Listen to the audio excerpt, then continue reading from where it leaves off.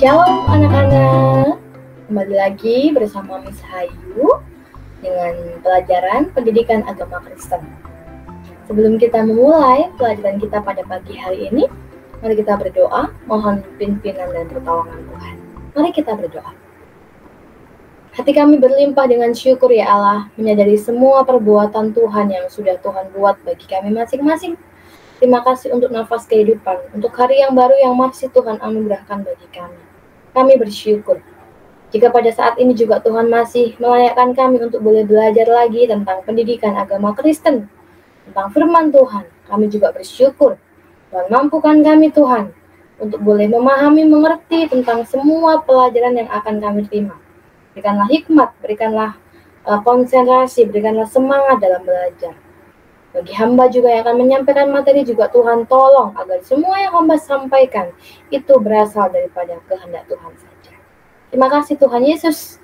Kami siap untuk diperlengkapi lagi, kami siap untuk diperkaya lagi, belajar lagi akan firman Tuhan melalui pelajaran pendidikan agama Kristen.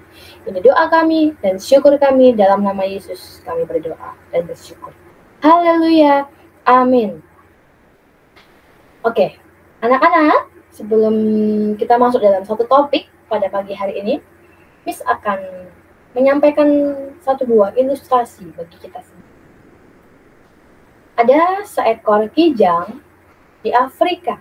Ada seekor kijang di Afrika. Kijang ini mampu melompat setinggi 3 meter, ya. Melompat setinggi 3 meter dan melampaui jarak sekitar 9 meter. Lompatannya 3 meter, melampaui jaraknya sekitar 9 meter. Nah, namun dengan mudahnya si kijang ini dapat dikurung di dalam sebuah kandang di kebun binatang yang dikelilingi oleh pagar-pagar yang tertutup tapi tingginya tidak sampai 1 meter. Nah, dengan kemampuan yang sudah Miss jelaskan di awal tadi bahwa kijang ini dapat melompat setinggi 3 meter dan melewati jarak sekitar 9 meter, maka seharusnya dengan mudah kijang ini dapat lompat dari pagar kebun binatang dan dapat lari, bukan? Nah, tapi anak-anak, pada kenyataannya kijang ini tidak akan melompat, tanpa dia mengetahui di mana dia akan berpijak, di mana dia akan mendarat pada saat melompat. Sekali lagi, kenyataannya kijang ini tidak akan mau melompat kalau dia tidak tahu nih di mana nantinya dia akan mendarat pada saat melompat. Nah, akhirnya apa? Akibatnya apa? Ya, kijang itu terus terkurung di dalam kebun binatang, di dalam kandang yang dikelilingi oleh pagar-pagar yang tertutup. Nah, anak-anak yang dikasih Tuhan, ilustrasi yang sudah disampaikan menggambarkan perbedaan antara melihat dengan mata manusiawi dengan melihat dengan mata rohani kita. Miss ibaratkan itu sebagai masalah begitu ya. Pagar-pagar tadi sebagai masalah hidup mungkin. Ketika masalah itu datang, kita mau lompat atau mau diam saja? Kita mau bergerak menghadapi masalah itu atau diam saja? Ketika kita mungkin mau lompat, kita berpikir, aduh, aku takut, aku khawatir. Jangan-jangan waktu aku lompat ada jurang. Jangan-jangan ada lubang-lubang yang bisa membahayakan aku. Atau malah sebenarnya jalan yang lurus. Kita nggak tahu, karena tertutup oleh pagar-pagar tadi. Tapi ketika kita mau melihat dengan mata iman, mata rohani, kita akan mampu melompat setiap masalah-masalah yang kita hadapi. Kita akan mau menghadapi setiap masalah itu. Pagar-pagar tadi bisa kita lompati. Kenapa? Karena kita punya mata rohani. Kita punya keyakinan. Kalau Allah, kalau Tuhan itu, dia akan menuntun saya. Menuntun kita semua. Seperti kijang tadi, walaupun sebenarnya dia itu mampu. Tapi karena dia melihat dengan mata jasmaninya, gak ada tempat nih buat aku mendarat nih. Aku gak bisa nih. Padahal sebetulnya dia bisa. Nah, anak-anak, kita akan masuk dalam satu topik pada pagi hari ini. Miss akan share screen. Ya. tentang hidup beriman. Oke, sudah kelihatan. Hidup beriman. Sekarang sebelum kita masuk dalam pembahasannya lebih lanjut, Miss ingin kalian menuliskan dalam kolom chat ya. Kolom chat silakan menuliskan menurut kalian apa sih iman itu. Miss persingkat ya. Apa sih iman menurut anak-anak? Miss beri waktu 1 menit mulai dari sekarang. Silakan tuliskan. Oke, sudah banyak yang menuliskan. Terima kasih responnya.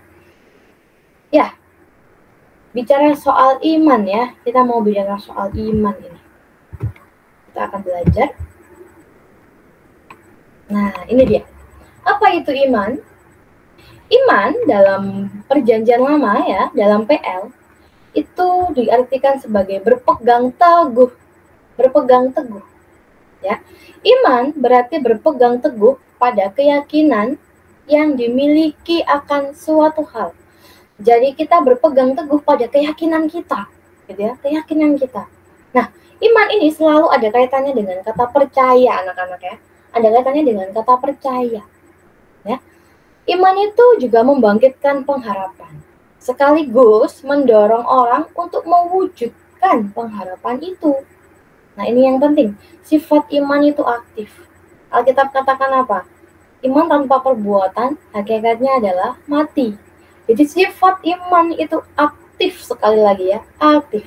Artinya ketika kita benar-benar yakin, ya, benar-benar percaya, contohnya akan kebenaran firman Tuhan, berarti kita harus sungguh-sungguh apa? Melaksanakan itu dalam kehidupan kita tiap-tiap hari. Nggak bisa hanya ngomong tok ya, ngomong saja nggak berlaku, itu bukan iman. Misalkan saya ngomong, Miss ngomong, saya percaya kepada Tuhan Yesus Kristus, tapi dalam perbuatan, dalam tindakan sehari-hari, Miss tidak mencerminkan sebagai orang yang percaya kepada Tuhan. Ya, itu tidak bisa dikatakan sebagai iman. Hidup Miss mungkin masih amburadul gitu ya, semerawut gitu. Nah, itu nggak bisa diartikan sebagai iman. Iman itu aktif, harus seimbang, sejajar antara perkataan dan juga perbuatan. Oke, kita akan lanjutkan.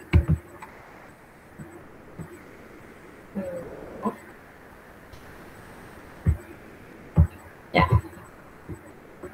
Nah, ini menurut Ibrani pasal 11 ayat yang pertama, iman itu adalah dasar dari segala sesuatu yang kita harapkan dan bukti dari segala sesuatu yang apa? Tidak kita lihat. Nah, betul. Artinya apa? Artinya iman percaya itu melihat dan meyakini sesuatu hal yang belum pernah kita lihat dan mengharapkan ya sesuatu hal yang belum ada gitu, belum ada, tapi kita punya pengharapan itu. Kita belum tahu, kita belum lihat, tapi kita yakin, percaya, itu yang dinamakan iman. Misalnya ya, contoh kecilnya, kepercayaan tentang Yesus Kristus, kita nggak pernah lihat nih, Tuhan Yesus itu seperti apa sih? Bentuknya seperti apa, mukanya seperti apa? Kita nggak bisa lihat secara fisik, ya kan, anak-anak kan? Tapi kita percaya kepadanya. Berdasarkan apa? Kesaksian firman-Nya, Alkitab. Kita percaya loh, itu butuh iman. Kenapa? Karena kita nggak bisa lihat loh. Tapi kita percaya, itu butuh iman. Nah, kita akan lanjutkan. Kita akan melihat nanti ya, beberapa tokoh Alkitab yang dapat kita teladani dalam kehidupan imannya. Nah ini, iman merupakan anugerah Allah yang dicurahkan bagi orang yang percaya dan berharap kepadanya, serta melakukan kehendaknya. Jadi ya, dalam iman itu ada unsur percaya dan pengharapan. Ada percaya dan ada pengharapan. Oke, kita akan melihat beberapa tokoh Alkitab. Yang pertama Nuh. Nah, siapa yang nggak tahu Nuh ya? Dari sekolah minggu kita sudah banyak mempelajari tentang Nabi Nuh ini. Kisahnya ya. Nah, merupakan tokoh fenomenal pada zamannya ya, Nuh ini ya. Ngapain? Disuruh Tuhan buat bahtera. Ya, diperintahkan Tuhan buat bahtera. Padahal nggak musim hujan gitu, lagi panas-panas benderang, nggak ada apa-apa, nggak ada angin, nggak ada tanda-tanda mau mau terjadi air bah gitu ya, Tuhan suruh buat bahtera yang besar sekali. Banyak orang ngolok-ngolok Nuh pastinya, ya kan? Menganggap Nuh nggak waras ini orang. Tapi apa? Dia punya iman, dia punya kepercayaan kepada Tuhan. Dia nggak goyah, walaupun menghadapi tekanan sosial dari warga sekitar itu yang terus mengolok-ngolok dirinya, menganggap dia orang gila. Tapi apa? Nuh taat. Nah, ada tindakan. Imannya bukan hanya sekedar saya percaya kepada Tuhan, tapi Nuh taat. Ketika diperintahkan Tuhan, Nuh mau melakukannya. Nah, akhirnya apa? Nuh menyelesaikan semua yang diperintahkan Tuhan. Dia buat bahtera sesuai dengan apa yang Tuhan perintahkan, kemudian masuk ke dalam bahtera, dan apa yang terjadi? Nuh dan seisi rumahnya selamat dari air bah. Kenapa? Dia punya iman, tapi dia juga iman itu tidak hanya sebatas perkataan, tapi dia buktikan lewat tindakan, ketaatannya kepada Tuhan. Selain Nuh ada Abraham. Nah, Abraham, apa sebutan untuk Abraham? Ada yang tahu? Ya, ada banyak yang tulis di kolom chat nih. Abraham ya, bapak orang beriman ya, yang sering disebut bapak orang beriman. Kita mau lihat gimana sih kehidupan Abraham. Nah, kita tahu ya dalam kitab Kejadian itu, kalau anak-anak baca nanti, ketika Abraham itu disuruh Tuhan untuk meninggalkan tempat tinggalnya dan pergi ke suatu negeri yang dia belum tahu loh, ya. Tiba-tiba Tuhan nyuruh Abraham, kamu pergi ke tempat yang aku perintahkan kepadamu. Tapi dia belum tahu pergi kemana. Tapi apa? Sekali lagi Abraham taat kepada perintah Tuhan, tanpa bertanya, tanpa mengeluh. Abraham taat kepada perintahnya Tuhan. Allah berjanji akan menjadikan keturunan Abraham sebagai bangsa yang besar dan diberkati oleh Tuhan. Ya, kuncinya tadi apa? Abraham taat. Jadi imannya diikuti dengan ketaatan tadi, tindakannya. Akhirnya apa? Abraham pergi tanpa kejelasan arah dan tujuan ya. Dia hanya mengandalkan janji Allah. Dia berpegang teguh tadi. Iman adalah apa? Berpegang teguh pada janji yang sudah Allah berikan. Dan dia pergi, walaupun dia nggak tahu mau kemana. Ini sangat tidak mudah. Makanya Abraham disebut bapak orang beriman. Nanti kalau anak-anak belajar lagi kisahnya Abraham, setelah itu apa? Dia disuruh mengorbankan anaknya yang sudah lama ia nantikan. Bayangkan. Itu sungguh-sungguh luar biasa. Makanya dia disebut bapak orang beriman. Nah, ini kan puncak perjuangannya ketika Tuhan meminta Abraham mempersembahkan Ishak. Ini sudah lama menanti Ishak, ya. Sudah lama, di usia tua, anak tunggalnya yang diperoleh dari Tuhan setelah sekian lama menantikan. Tapi Tuhan malah suruh mengorbankannya, mempersembahkan Ishak. Wah, itu luar biasa ya. Tapi apa? Abraham lagi-lagi taat pada perintah Tuhan. Nah, lalu pertanyaan selanjutnya bagi kita adalah, setelah kita tahu ya beberapa contoh-contoh di Alkitab tentang tokoh-tokoh yang bisa kita teladani imannya, kita sekarang bertanya, bagaimana cara memelihara iman ya? Iman itu perlu dipelihara ya anak-anak ya, perlu dipelihara. Bagaimana cara kita memelihara iman kita kepada Tuhan? Yang pertama, berdoa. Siapa di sini yang doa wes males, Miss? Nggak usah berdoa-berdoaan lah. Tuhan tahu kok apa yang ada dalam isi hatiku. Ya Tuhan tahu, tapi Tuhan ingin kita membangun komunikasi dengan Dia. Tuhan tahu walaupun kita nggak ngomong. Tapi bukan itu esensinya ya. Tuhan ingin kita terus berrelasi dengan Tuhan, membangun hubungan yang baik dengan Tuhan. Jadi berdoa. Bagaimana jam-jam doa anak-anak? Miss juga ya, bukan cuma buat anak-anak, buat Miss juga. Kita membangun terus iman kita dengan doa-doa kita, jam-jam doa kita. Bukan hanya rutinitas, oh mau makan berarti harus berdoa nih. Tuhan Yesus berkati makan yang ini, amin. Rutinitas, bukan. Berdoa harus benar-benar kita apa? Kita rindu gitu, ada kerinduan kita mau berdoa, mau datang sama Tuhan, mau menyampaikan isi hati kita, atau mau sekedar bersyukur kepada Tuhan. Itu bisa menumbuhkan iman. Selanjutnya, selain berdoa, membaca dan merenungkan firman Tuhan. Ini juga bisa menjadi sarana untuk kita menumbuhkan, memelihara iman yang kita miliki kepada Yesus Kristus. Ya, membaca firman Tuhan. Gimana? Apakah anak-anak rajin ini membaca firman Tuhan? Atau rajin membaca Instagram? Membaca Instagram bukan dibaca aja, dilihat juga. Membaca apa lagi? Novel. Membaca apa lagi? Berita-berita, gosip-gosip. Ya, banyak. Infotainment dan sebagainya. Atau firman Tuhan. Alkitab yang anak-anak punya, Alkitab yang kalian punya, ya, ini masih rapi atau sudah dibaca, robek-robek, tapi nggak pernah dibacanya. Nah, bacalah firman Tuhan, kesaksian firman Tuhan. Dengan ini kita bisa ngerti apa sih maksudnya Tuhan. Dengan ini iman kita kepada Tuhan bisa bertumbuh.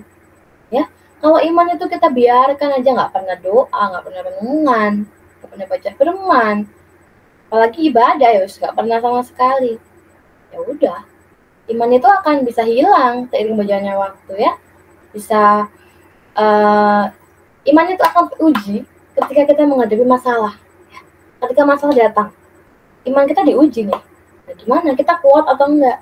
Nah, kalau kita bisa memeliharanya, bisa menguatkan iman itu dengan ini, berdoa dan membaca renungan firman Tuhan, kita pasti akan kuat menghadapi masalah apapun.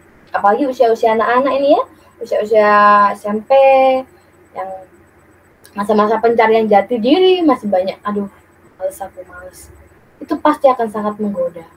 Tapi bagaimana kita mau kembali kepada firman Tuhan? Makanya jam-jam doa, jam-jam renungan itu sangat penting. Gak harus banyak-banyak renungan firman. Satu hari 1 ayat cukup, tapi benar-benar direnungkan, terlebih dilakukan, supaya iman kita bertumbuh di dalam Tuhan. Oke, kita akan menutupnya dengan kesimpulan. Kesimpulannya bagi kita, Miss akan bacakan. Beriman berarti berpegang teguh pada keyakinan yang dimiliki tentang Yesus dan menaruh pengharapan kepadanya bahwa Ia menyelamatkan kita dari dosa. Karena kita telah diselamatkan, maka kita merespon, ya, maka kita menanggapi anugerah keselamatan itu dengan cara melakukan semua perintahnya. Iman membangkitkan pengharapan, sekaligus mendorong seseorang untuk mewujudkan pengharapannya. Untuk itu, kita terdorong untuk memelihara iman kita melalui doa dan pembacaan Alkitab yang adalah firman. Oke, anak-anak, demikianlah materi kita pada pagi hari ini. Sampai jumpa di pertemuan selanjutnya. Tuhan Yesus memberkati.